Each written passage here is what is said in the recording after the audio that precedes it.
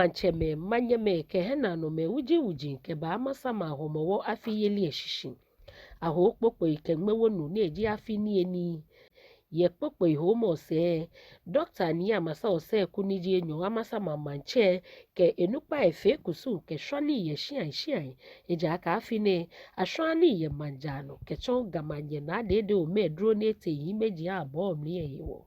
ni shwamo se afe gwa bofio ke flame fe niyo Amasaman ke boy ni eba mano ke ha Homowo afiyeli ke bani fe mo shishi Amasaman onukpa eko ni toto John niji kenklemo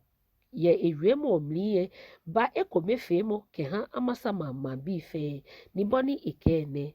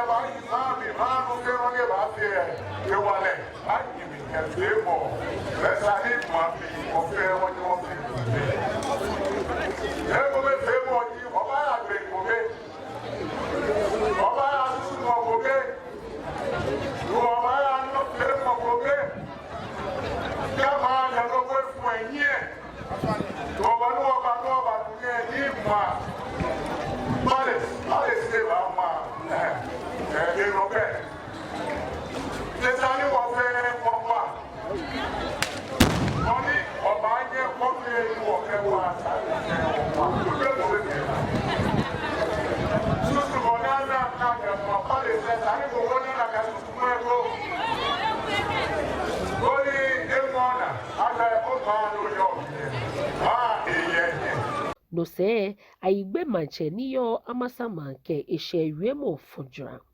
dane ndano moshi kente esano ni yawo usole mo kenkla ke nanu mo shida abu agbo ake bonu ba Amasaman mai uta flache